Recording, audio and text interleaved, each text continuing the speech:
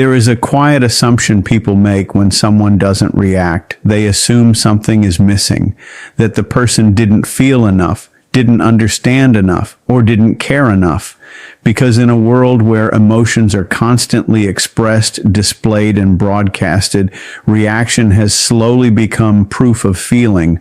We've been conditioned to believe that visible emotion equals depth, that the louder the response, the stronger the experience must be. So when someone remains calm, still, composed, it doesn't just go unnoticed. It feels unnatural. It disrupts expectations. People start searching for explanations. They question the person's awareness, their empathy, even their humanity. Because silence in an emotionally reactive culture is often misread as absence. But what's rarely considered is this: not all emotions demand expression.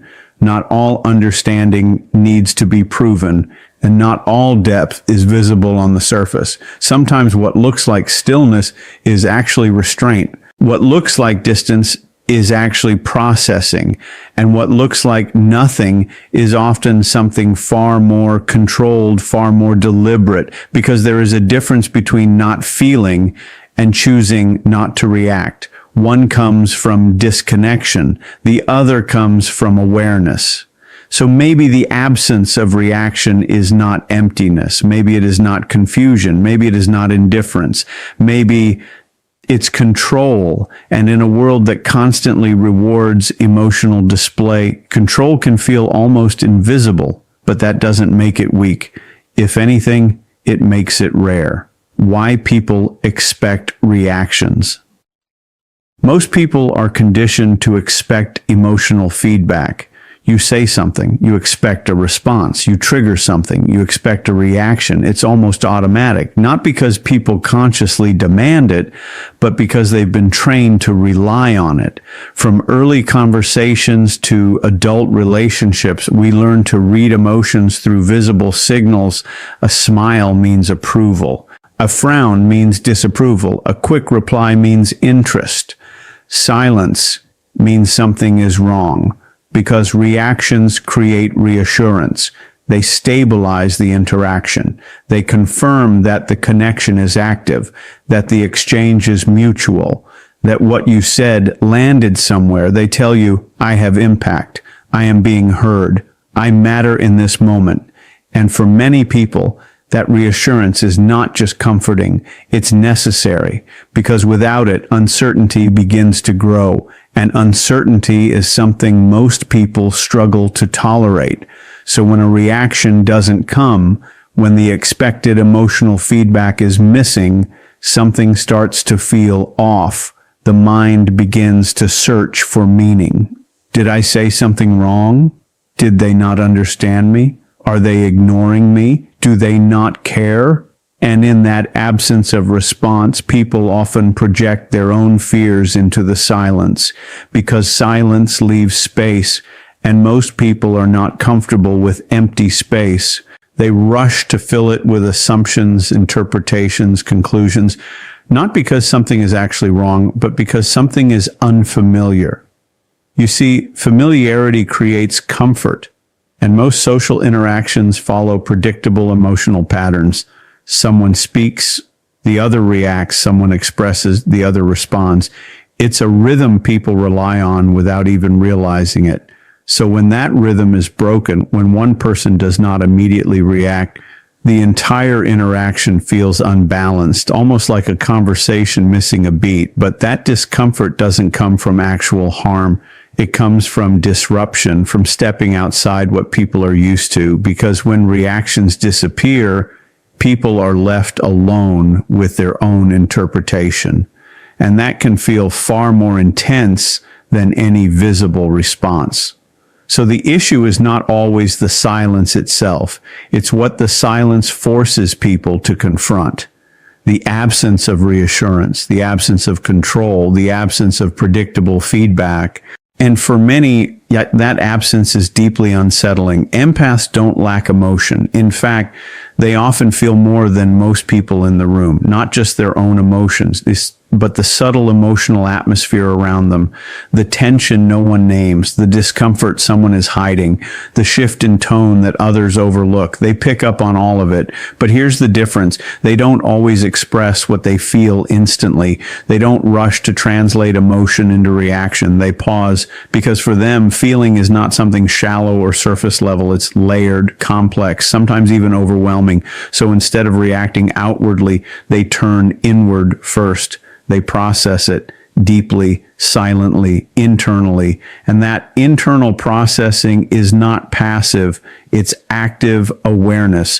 While others are reacting in real time, trying to keep up with the moment, empaths are slowing the moment down. They are observing it from multiple angles at once, not just what is happening, but why it is happening.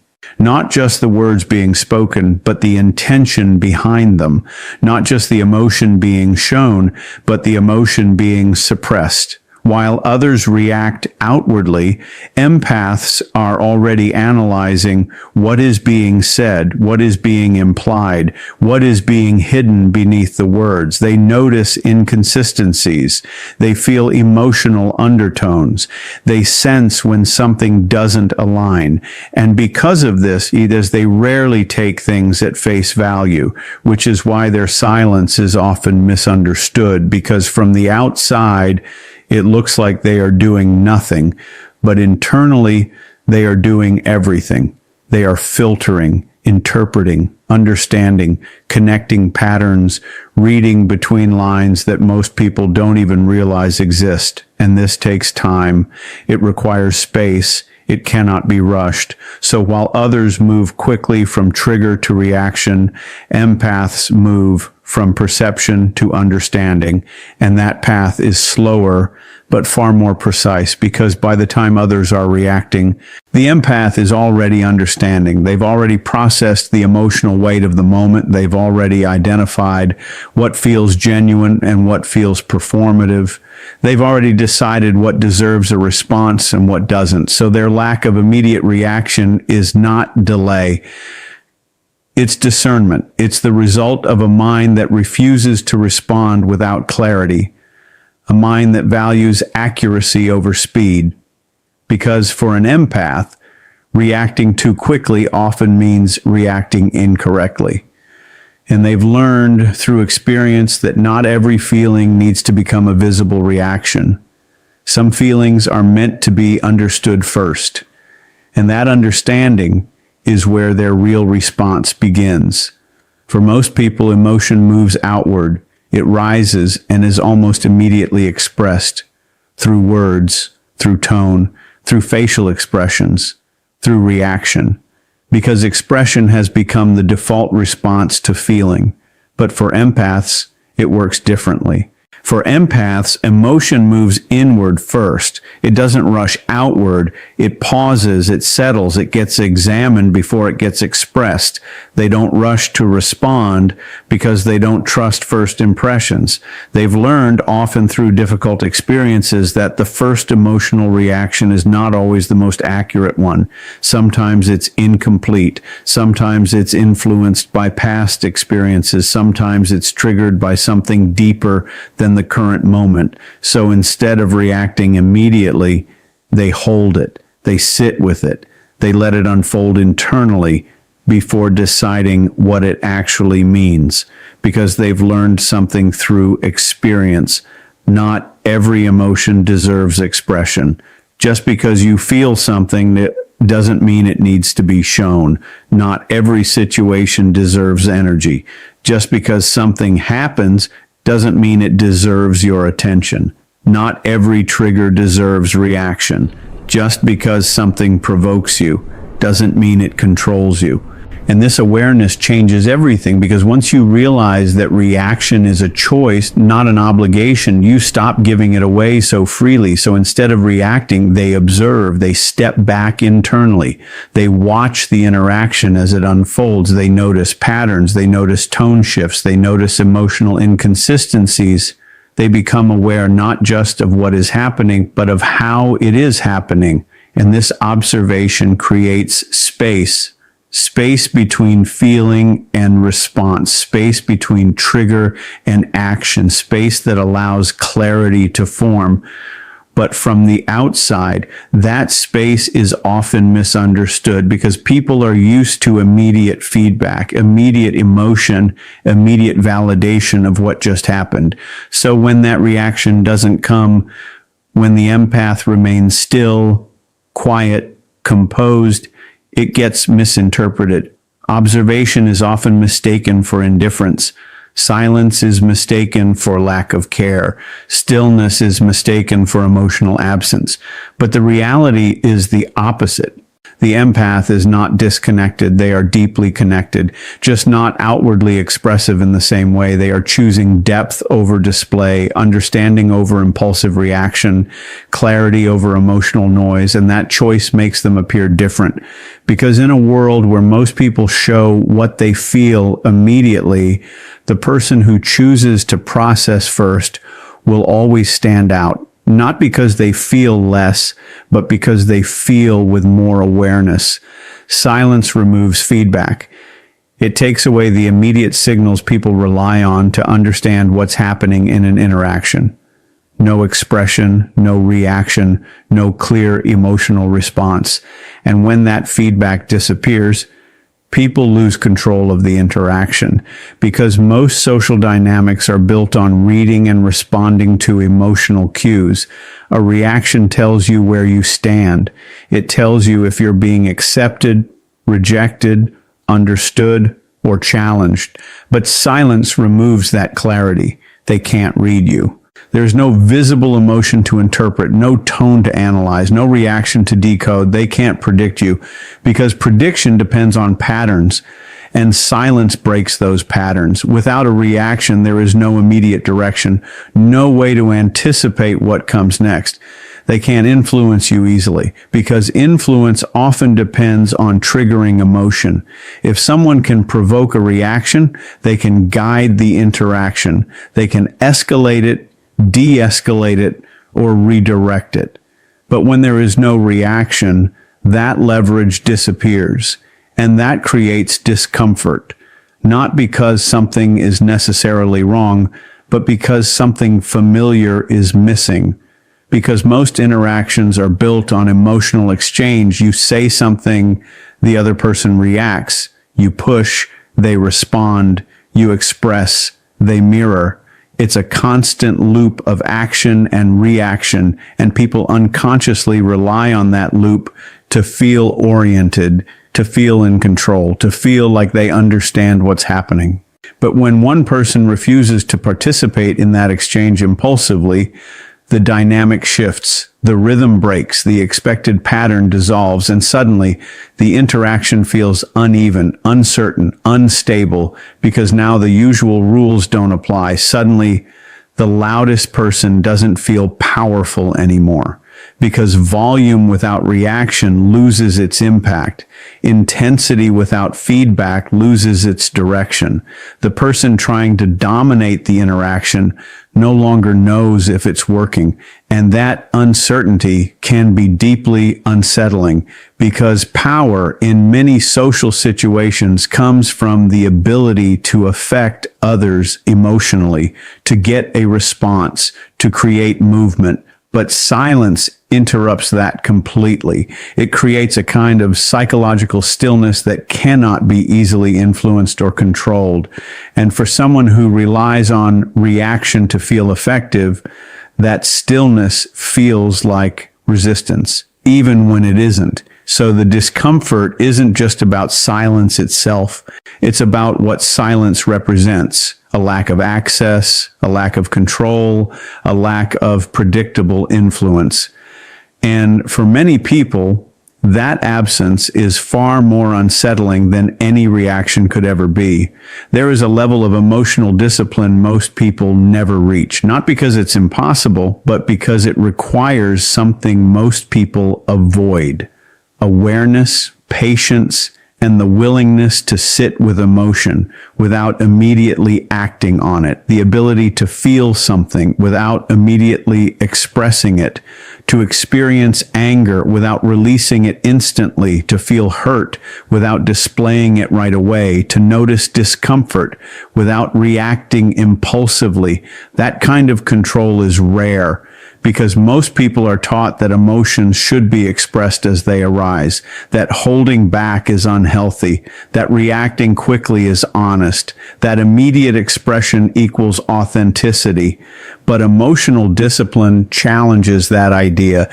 It introduces a different possibility, that not every feeling needs to become action. The ability to be triggered without reacting to the trigger, to notice when something provokes you, but not let it dictate your behavior, to recognize the emotional surge without surrendering control to it. Because a trigger is not just about the present moment. It often carries fragments of the past, old experiences, unresolved emotions, patterns that repeat themselves, and reacting instantly means responding not just to what is happening now, but to everything it reminds you of.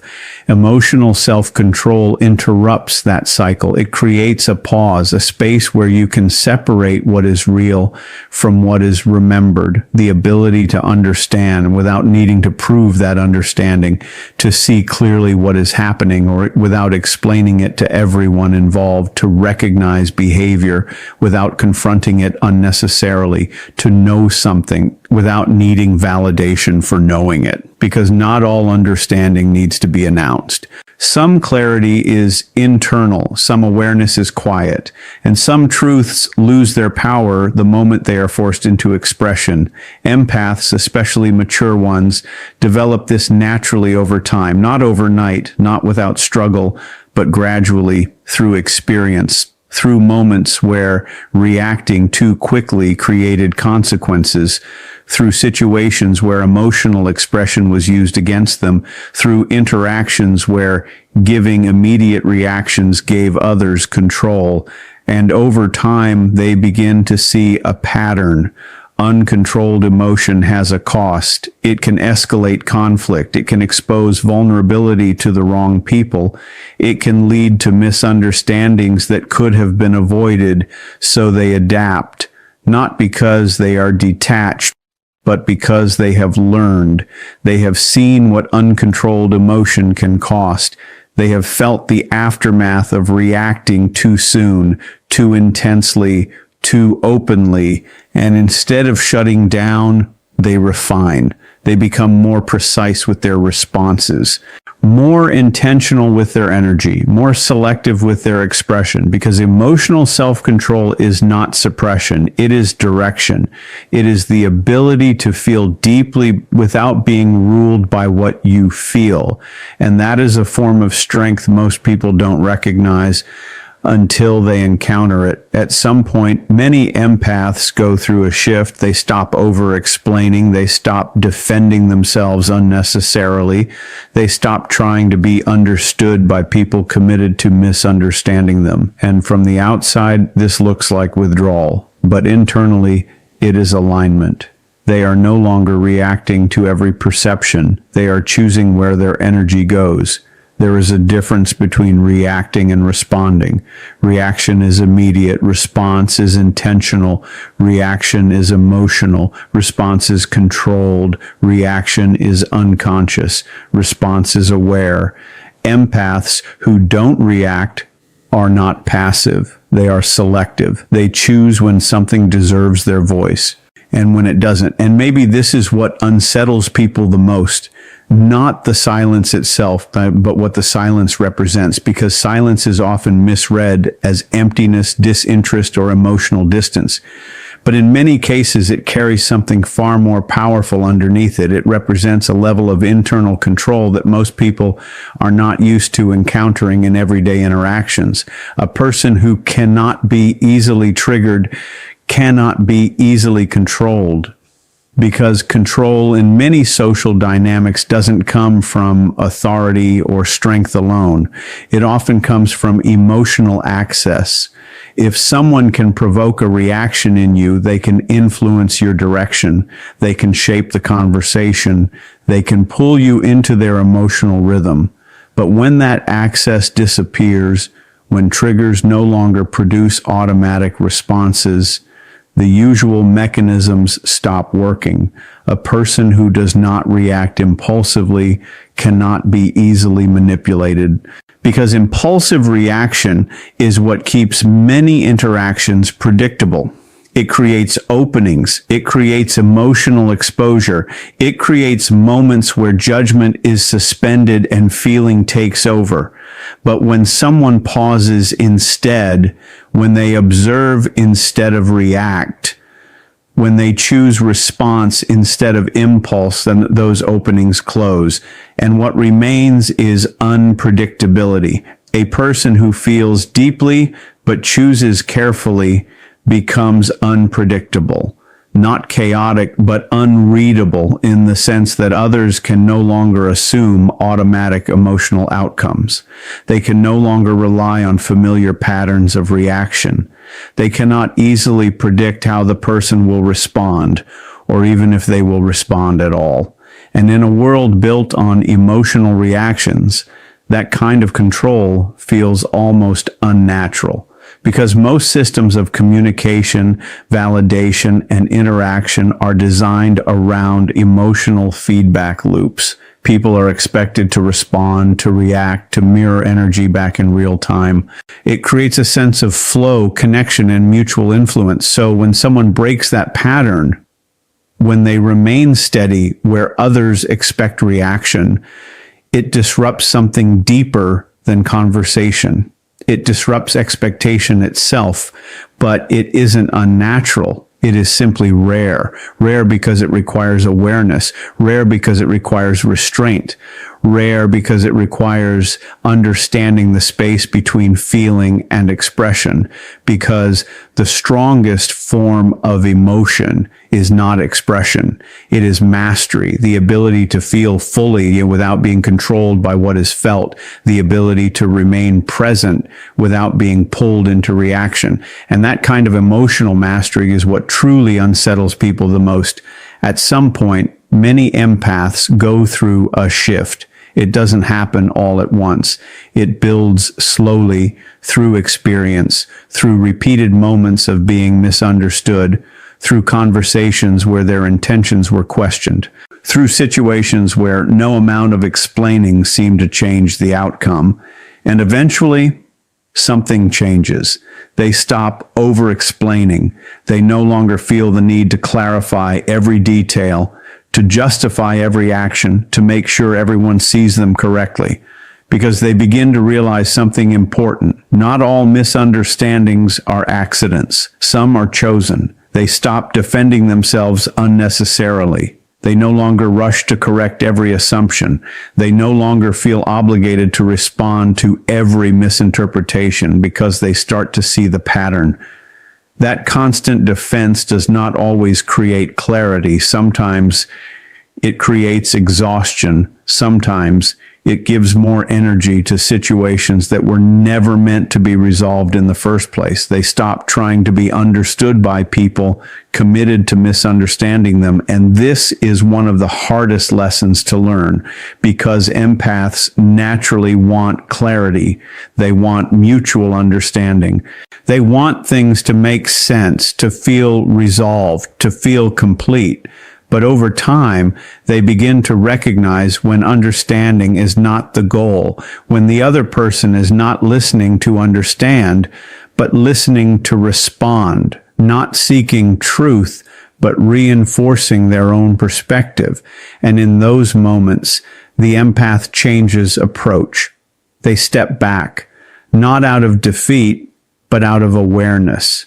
And from the outside, this looks like withdrawal.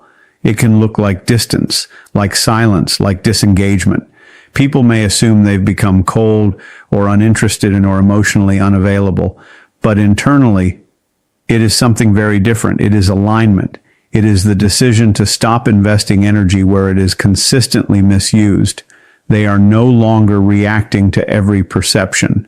They are no longer trying to control how they are seen by everyone. They are no longer adjusting themselves to fit every external expectation. Instead, they become selective with their words, selective with their explanations, selective with where they place their attention.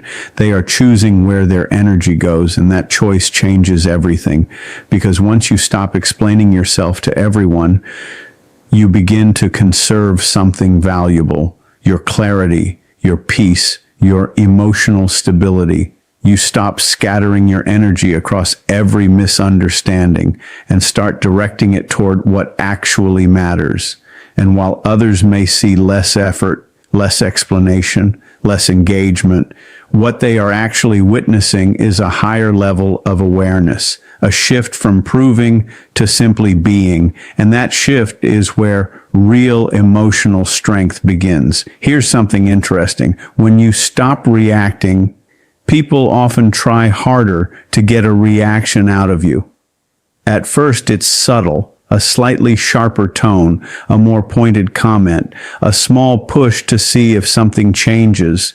But when nothing happens, when you remain steady, calm, unaffected, the effort increases. They push more. They test more. They provoke more. They repeat themselves. They exaggerate. They escalate their behavior. And from the outside, it can seem confusing. Why would someone intensify their behavior just because they're not getting a reaction? But psychologically, it makes sense because your non-reaction disrupts their expectations. Most people are used to a certain pattern. Action leads to reaction. Stimulus leads to response. Cause leads to visible effect. It's predictable. It's familiar. And more importantly, it's controllable, because when someone can trigger a reaction in you, they gain influence over the interaction. They can steer it, shape it, escalate it, or calm it down. But when that reaction doesn't happen, the pattern breaks. And when the pattern breaks, control disappears. Suddenly, they don't know where they stand. They don't know if what they're doing is working. They don't know how to adjust because there is no feedback to guide them. And people are uncomfortable when they can't control the emotional direction of a situation. Uncertainty creates tension, and tension pushes people to act. So they escalate, not always consciously, not always intentionally, but instinctively. They increase intensity in an attempt to restore the familiar dynamic, to get something, anything that confirms their impact, a reaction, a response, a visible shift. Because even a negative reaction feels better than no reaction at all. At least it provides clarity. At least it restores the sense of influence. But here's what they don't realize. You've already stepped out of the game. You're no longer participating in the cycle of action and reaction. You're no longer responding automatically to external triggers. You're observing instead of engaging. And from that position, their attempts lose power. Because provocation only works when there is something to provoke. And control only exists when someone is reacting to be controlled. So while they are trying harder, pushing further, testing limits, you've already changed the rules entirely. And in many cases, you're no longer even playing.